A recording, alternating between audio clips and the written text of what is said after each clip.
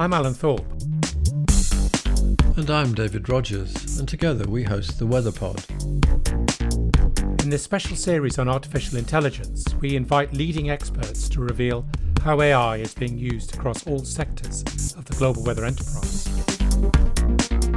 We want to find out how business, the public sector and academia are using AI.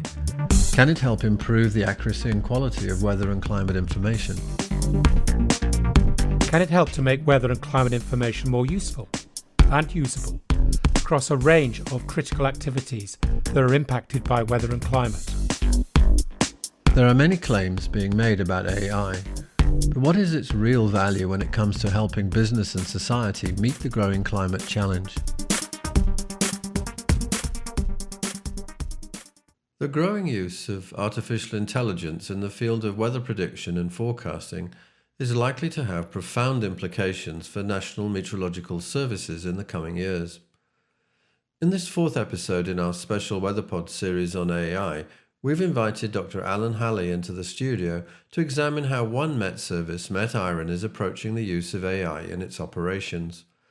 Alan is the scientific lead in Met Éireann's recently formed AI transformation team. This team's primary aim is to optimise the services Met Éireann provides to Irish citizens through the targeted application of AI or machine learning technologies.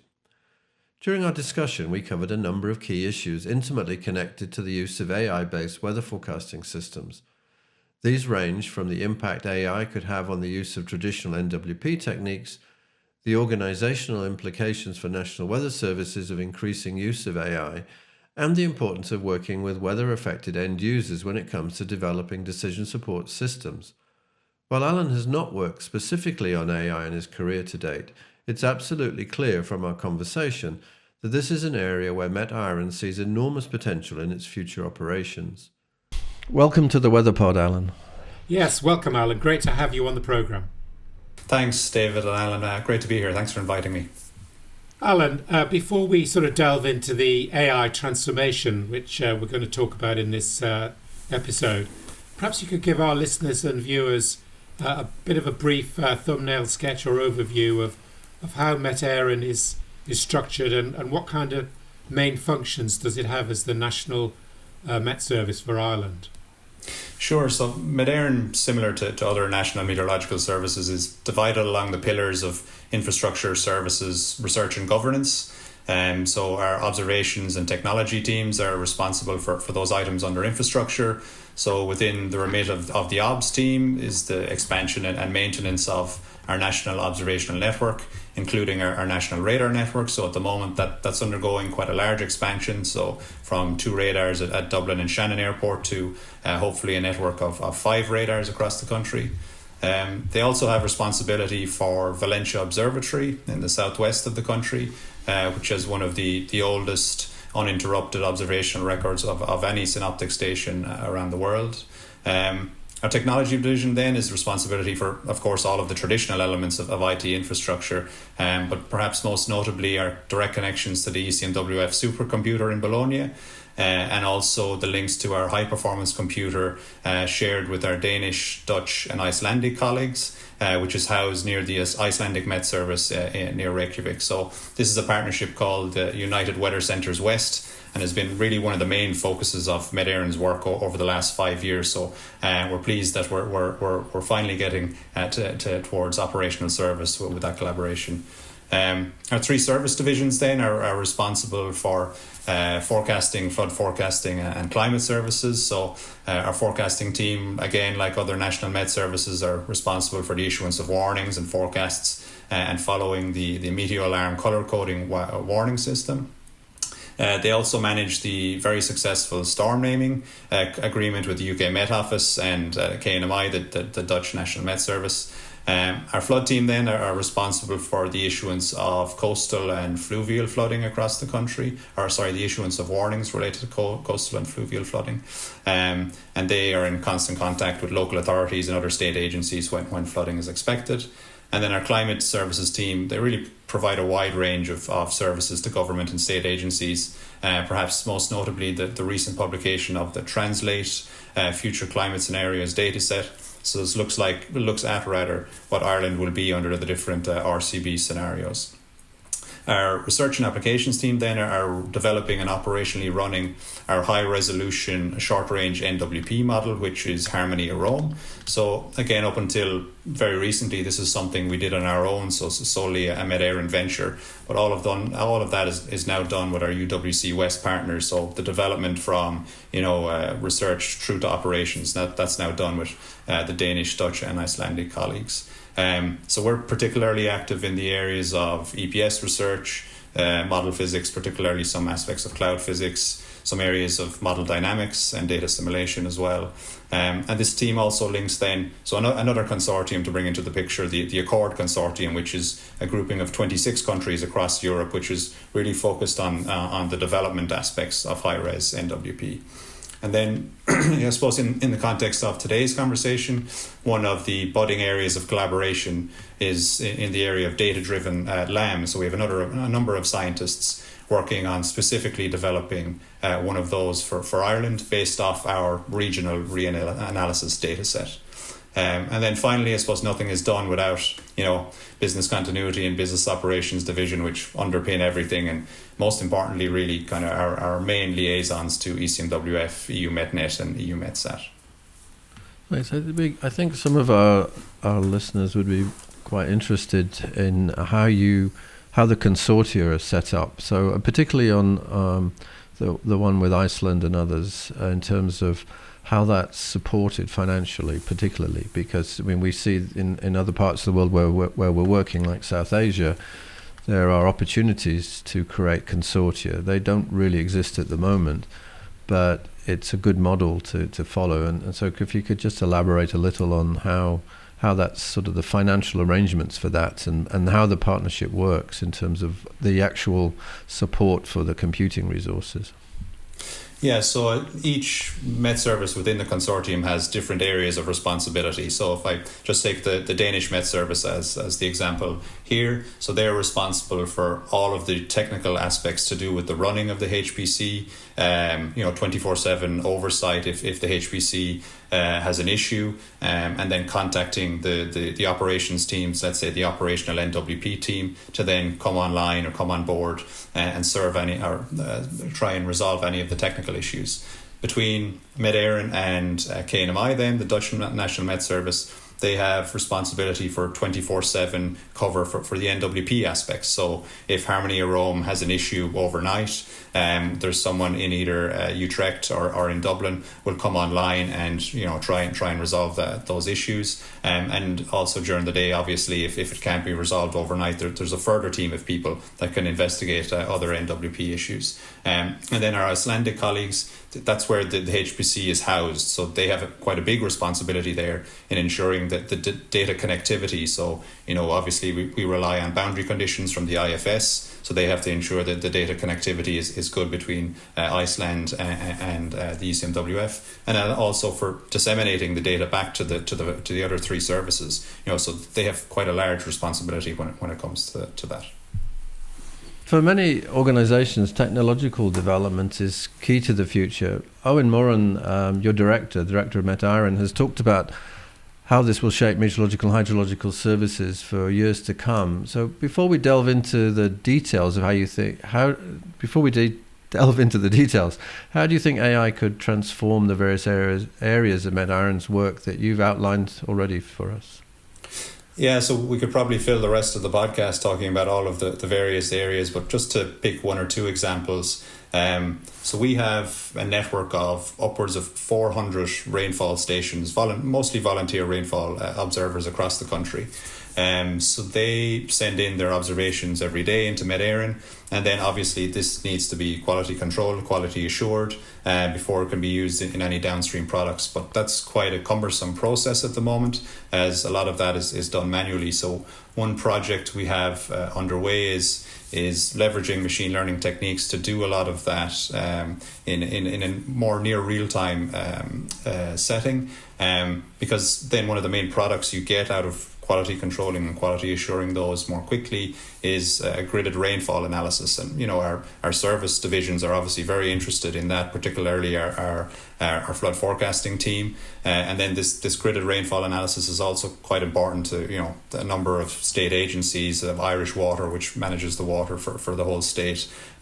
So that's kind of one, I think, nice, neat story from beginning all the way through to end user that I think demonstrates where we hope to leverage machine learning techniques. And then, since we've already mentioned the Accord consortium of 26 countries, traditionally we would have contributed to all of the fundamental aspects of NWP, from data assimilation right through to forecasting model. But those contributions are also changing as AI advances. Everybody's trying to rapidly pivot towards AI. So the relationship of our team with the other 25 countries is also changing, transforming. Could I? That's very interesting. Can I just pick up on the rainfall example that you gave, just so I can understand it better? I guess the idea of quality controlling rainfall data and producing a interpolated, gridded data set is not a new thing. I mean that has been happening for a long time. So when you say machine learning, is there been some advance in a sense over traditional techniques for doing that? So I use rainfall as the example, but it's really across the observational spectrum that we'll be applying this process. And the software that we're leaning on was originally developed by our colleagues in Met Norway, so it's known as the Titan software. So that really helps to quality control and quality assure not just the rainfall, but all of the observations we would take into our database. So you're right in a sense in that it's something that has been done for quite a while, but I suppose the application of this specific software to our observational database is quite innovative for us.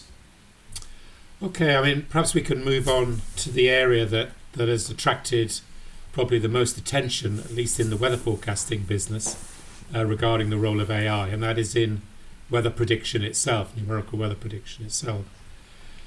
So I suppose a key question, perhaps a fundamental question for us to debate is, how do you see this AI role emerging in the concept of what is now many years of development of the physics-based numerical weather prediction that we've relied on for decades?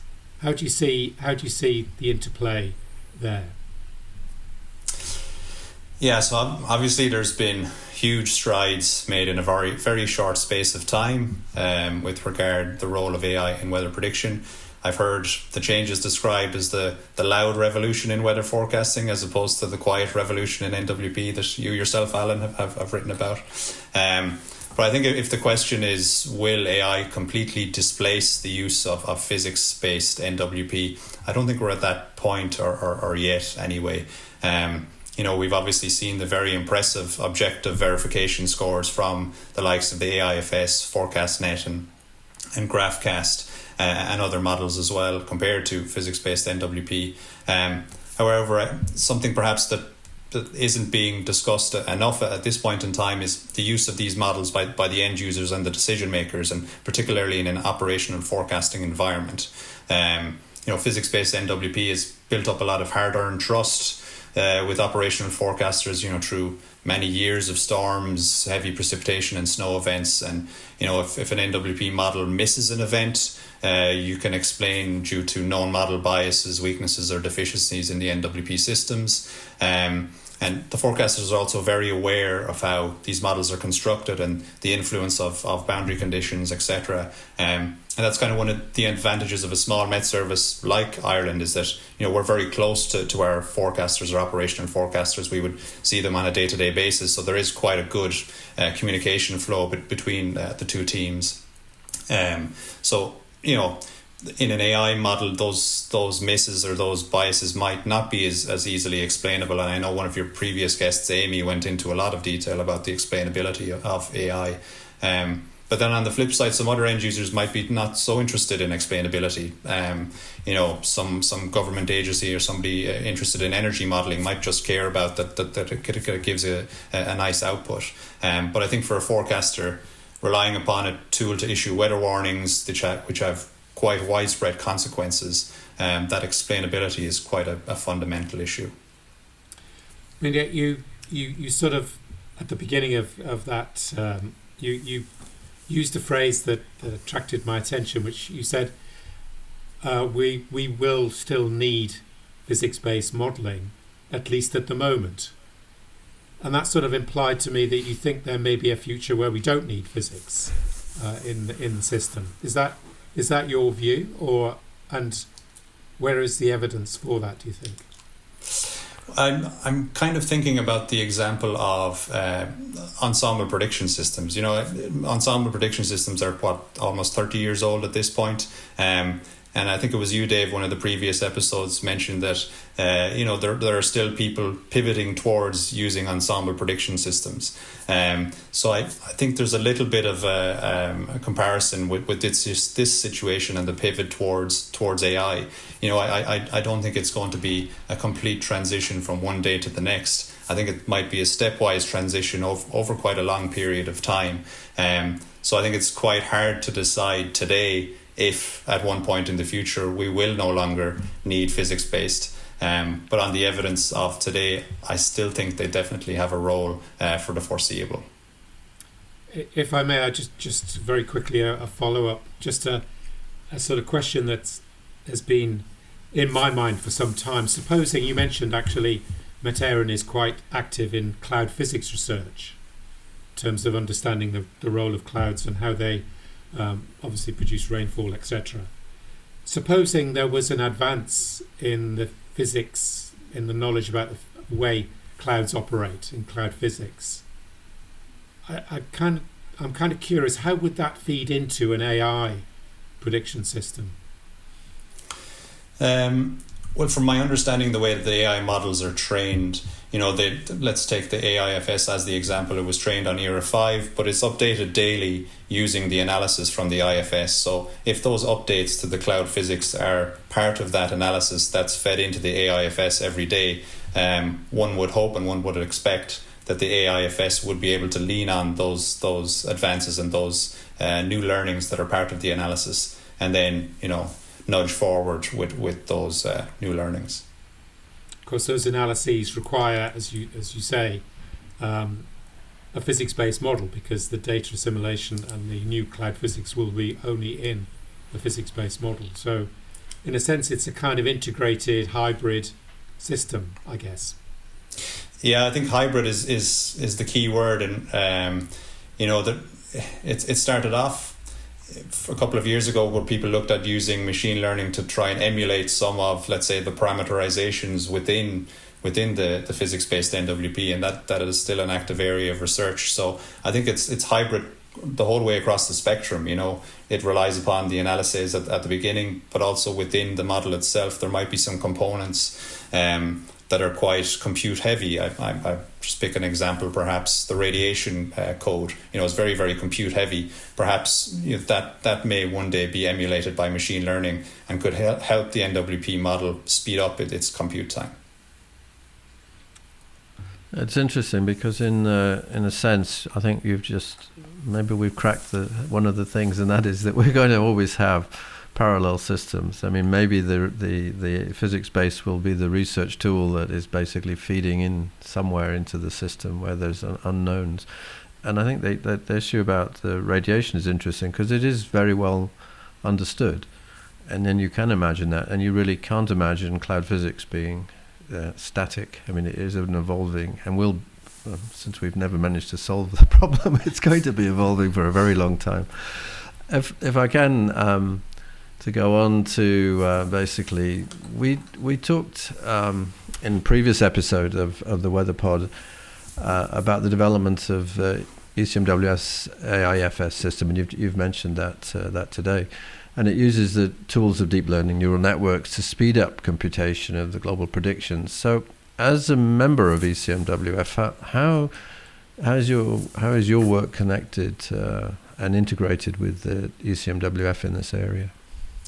Yeah, so obviously we have very strong links with ECMWF across a broad spectrum of areas. With relation to AI, we have a number of scientists participating in the ECMWF pilot project for AI for a data-driven LAM. So this is a collaboration. I think it's 16 ECMWF member states looking to, foster European collaboration on machine learning for weather forecasting across the whole forecasting chain. So as part of this collaboration, there are links with the AI team at ECMWF with the goal of developing a data-driven LAM for Ireland. So this LAM is based on the neural LAM code, so it's developed within the community, and it's like AIFS. It's a graph neural network based system. And there's a lot of other Met services contributing to this, obviously, DMI, Meteo, Swiss, SMHI, just to mention a few. And then our scientists are looking to lean on, as I mentioned earlier, our regional reanalysis data set then to do the training. So then also, and you had one of your previous guests, Arena Sandhu, talk about this in great detail. We're also participating in the Destination Earth initiative. So we participate in the development of the on-demand extremes module, and also contributing to the ensemble prediction system elements of the on-demand extremes. But perhaps more fundamentally, and going back a little bit to our previous discussion on the last question, our forecasters are also providing feedback to the ECMWF on the day-to-day use of AIFS products. So this was something that the ECMWF themselves are very keen on. There's the meteorological user forum. So that they requested that we give them feedback as often as is possible. So what we have now in our visualization system is AIFS next to IFS, next to the other suites of NWP models. So our forecasters can get a feeling or get a handle on how it's doing compared to the products they would traditionally use. And then any of the positives or negatives are fed back to ECMWF. And I think this for me is a really key part of that AI transition. It's very important that the end users, forecasters for us in particular, feel comfortable relying on these tools when they're making their day-to-day decisions. And I think that trust and that faith, really has to be part of the whole transitional process. I think that is such a key point, Alan, about the use by operational meteorologists of these new forecasts, because it's certainly my impression that we've become kind of used to the properties of the numerical weather prediction output. For example, we get almost continuous updating through the forecast. We have time steps that are only a quarter of an hour or something like that for a global model. So we see the evolution of rapidly developing systems, and somehow perhaps we've sort of take that for granted. It's not so obvious to me anyway, that the same can be developed for an AI prediction system. So I really feel myself that we need to encourage forecasters to almost codify what kind of requirements they need from numerical weather prediction data, wherever it comes from, actually. And perhaps they need to just go back to basics and think, exactly how do we use that data? What if we didn't have it? Certain aspects of it. What impact would it have on our users, etc. I just wanted to come back to the quiet revolution phrase, actually, which you kindly mentioned. I guess another version of the opposite of quiet is noisy, and I hope we don't go to a noisy revolution, where, in a sense, there is lots of different kinds of forecasts coming from different kinds of systems. You mentioned your forecasters with screens with all sorts of products on them, and without necessarily being able to trust any one of them. And I think you mentioned this trust aspect. For me, again, that's really important. So let's hope it is loud rather than noisy. Anyway, enough of me. Let's move on to another topic, which is sort of related to what you were talking with David about. Much of the initial development of the AI work in weather prediction has been done, as we know, in the big tech companies like Microsoft and Google and others. And of course also inevitably academia is getting heavily involved in this area. So perhaps you could just outline for us, how does Met Éireann sort of work with, or perhaps whether it works with the big tech companies or the academic community on this, or is this pretty much an in-house activity of development? So up until now, it's principally been with academia. So back in 2019, Met Éireann became part of something called the Centre for Research Training in Data Science. So a collaboration of a lot of industrial and state agency, industrial partners and state agencies across the country, and 3 academic institutes, so the University of Maynooth, University of Limerick and University College Dublin. So they were looking to train really high caliber PhD students in the area of data science, and specifically applying machine learning to a whole spectrum of problems, from criminal justice to healthcare to meteorology even. So we've been very lucky to benefit from that collaboration. So each year, each summer, we get 3 to 4 of these students with us for a number of months to work on various aspects of the meteorological problems that we're looking to solve with machine learning. And quite impressively, these students who have no understanding of meteorology beforehand, or purely machine learning scientists, have been able to work on aspects such as updating the physiography. So the land cover types, as they're described in our high-resolution numerical weather prediction model. We had a student who created a 10-meter resolution land covered database using a convolutional neural network. So that obviously has great benefits for the output from the NWP model. We also had a student looking at using machine learning to interact with social media posts to grasp what the impacts of severe weather are. So traditional observational networks can only observe what they're supposed to, but there's obviously a lot of important information on social media that we could use as well to get an understanding of severe weather. So the student was developed quite a nice tool, which we now we went out and procured a professional service that provides us that kind of social media impact observation tool. But I suppose more recently, so we've announced a new 5-year multi-million euro partnership with University College Dublin. So this is specifically to have a focus on AI for weather and climate. So this is kind of our key initiative under the AI umbrella. We're really hoping to harness UCD's knowledge in the area of machine learning to create more tailored services, leading to the personalization of weather services perhaps. So it's going to involve the creation of a new centre at University College Dublin, led by a professor of AI for weather and climate. And then we will work with the professor and their team to leverage ML approaches to enhance the things we offer to the citizens of Ireland, and hopefully develop new things weather related that we can offer to the citizens of Ireland. So to give one example, in the early discussions we've had, us Met Éireann, like other Met services, we're transitioning towards an impact-based way of working. So for that, obviously, you need specific impact models. So we've begun rather discussing developing impact models for things like trees down or power outages from severe wind events. And obviously that has a direct benefit then to our citizens and to our forecasters. So this new venture is really kind of our main focus in the world of AI and ML.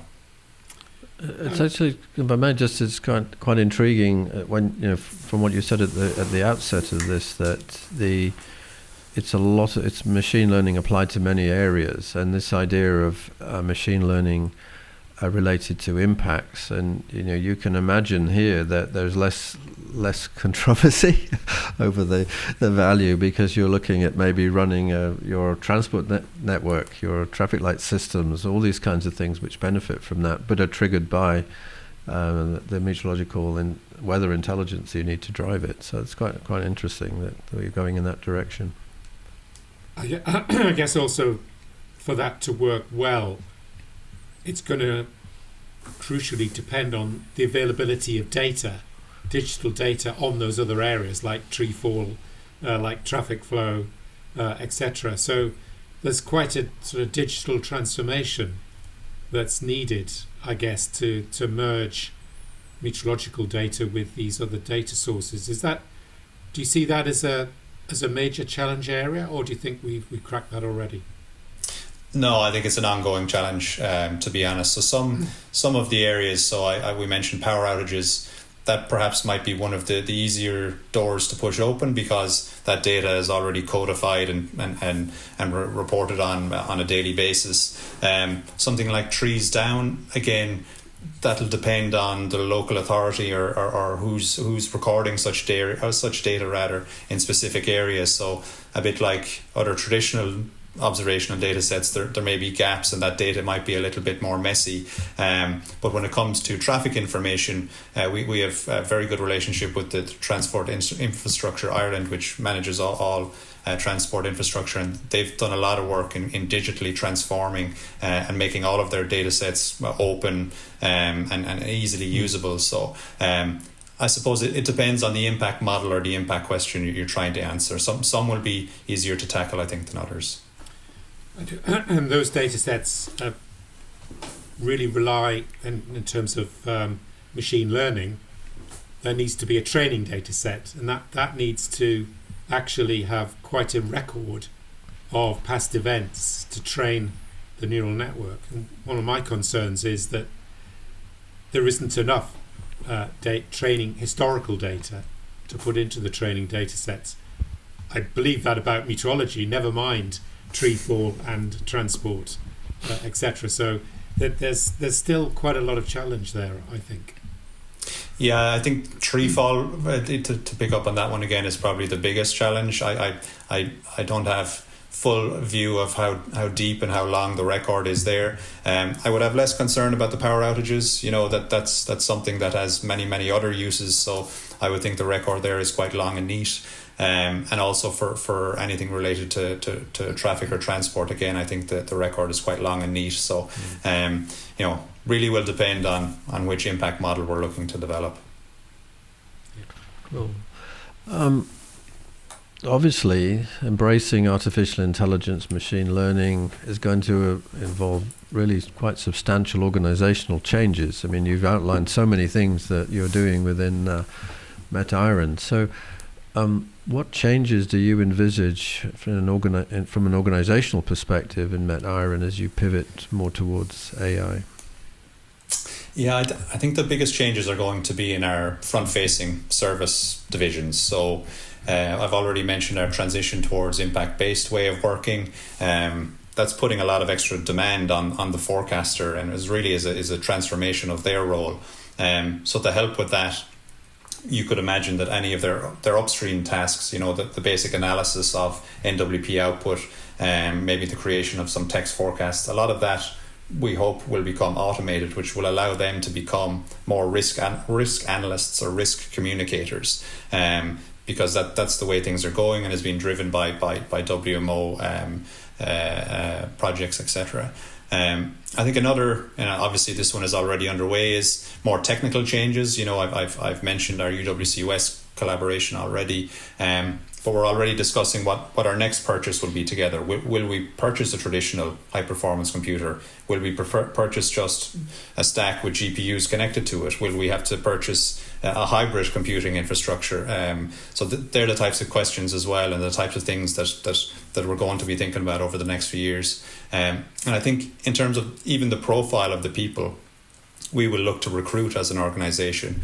So we're already seeing someone from my background would be what we traditionally recruited, maths, physics or meteorology. But now we're seeing people come through the door who have no knowledge of meteorology and are purely machine learning scientists. And that's likely to be perhaps the biggest change, that a hybrid workforce to perhaps reflect the hybrid environment or the hybrid tools that we're working. There'll be a set of machine learning scientists that will hopefully have an understanding or get an understanding or an appreciation of classical meteorology, and then a set of meteorologists who will begin to appreciate the advantages and the efficiencies that the machine learning can help them with in their jobs. So when we talk about impacts, we often talk about co-development, co-design, co-production, and meaning co-production with the users of these services. So just to go back, rewind a little to the idea of traffic, because it's sort of maybe easy to understand that you could develop a decision support system with the transport authority, and the roles will be somewhat different. If you're building a decision support system you want really good weather information fed into that in whatever form it is. And you want the reliability of that, but you also have to depend then on others who are going to bring in their data and actually produce something new together in order to deliver whatever kind of services is. Do you see that as part of the evolution of the organization, that it's sort of, there is this sort of interface, this boundary area where you really need to bring the user community as co-developers rather than the Met Service developing something and then passing it outside the fence, but rather doing this together with others? Yeah, 100%. This is something I actually feel quite strongly about, and we touched on it a little bit earlier when we were talking about NWP development. You know, I sometimes, and I'm traditionally an NWP scientist, so I sometimes feel that people who are in development kind of can develop a tool and then say, here you go, end user, please employ this tool to make your decisions. But I think, you know, that needs to be flipped. And a bit, I think it was you, Alan, said it earlier, you know, engage with the end user first, engage with the decision maker, get their list of decisions. You know, I need to make decision A to H, and then line up your tools that you have in order to help them make those decisions.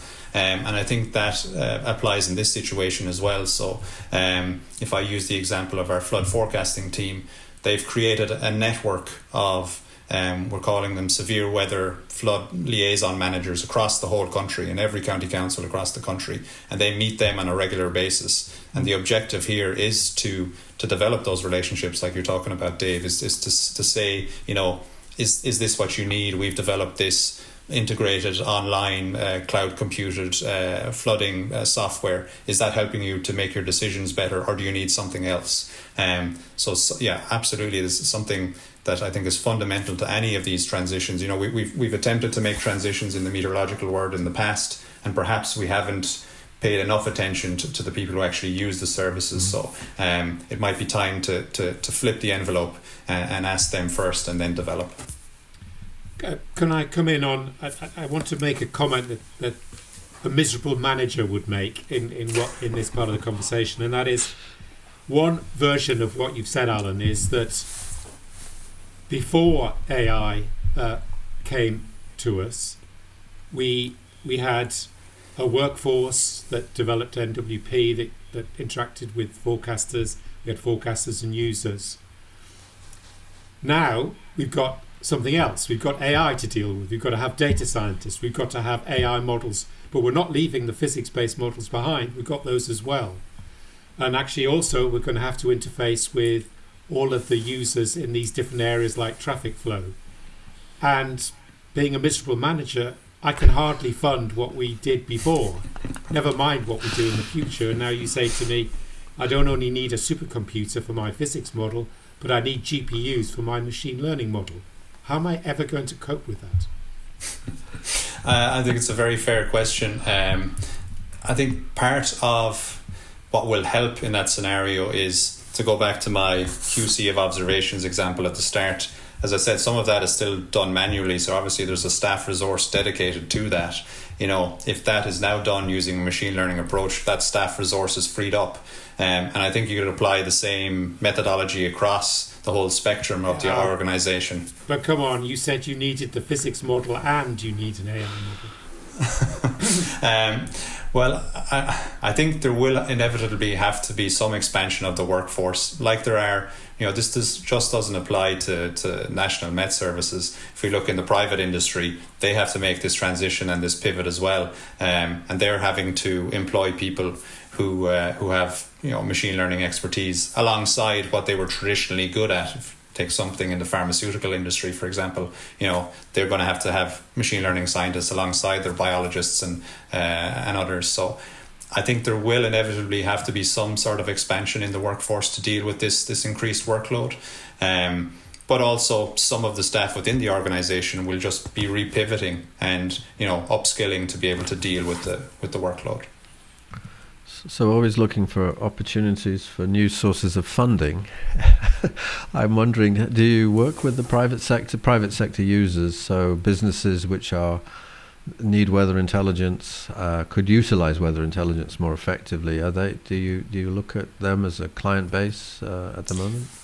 Yeah, absolutely. So my previous role to this current role was in forecast service management area. So I dealt with a lot of private industry. Obviously, can't name any names, but some of the big tech companies, sporting agencies across the country. Anybody who has a weather related decision to make, it was my job really to reach out and try and interact with them. So it can address Alan's question a little bit, that there are other sources of revenue can help support this bigger role. Perhaps. Yeah, absolutely. Yeah. I guess one of my concerns that it is actually that, and again, Alan, you touched on this, that AI has become such a, quotes, exciting area that actually students will be attracted much more into data science than it is into physics, and we may find an unintended consequence that we're not getting as much supply, if you like, of top level physics graduates who come into meteorology. But obviously we have to work hard to make sure that doesn't happen. Just a final point from me, that you've sort of described this interface with the users, and that's obviously going to be very key. Are the users going to need to change the way that they operate? I mean, the interplay between the user community and yourselves, do they need to be coming on board with some of the machine learning ways of working? Is it going to change the way they interact with you, I suppose, is what I'm trying to get at? We were just discussing that this week with our communications team. That's already a little bit of a concern that we would have. We've built up a lot of trust over a lot of decades, Met Éireann as an organisation across the national landscape, and that's something we really, really want to protect. So I see it as our role really to go out and interact with those users and perhaps explain what this AI transition means for Met Éireann as an organisation, be that through social media, be that through nationwide road shows explaining what AI means for weather. All of those things I think are going to be part of that transition. And again, it all comes back to my kind of ethos of never using the end user or the decision maker behind.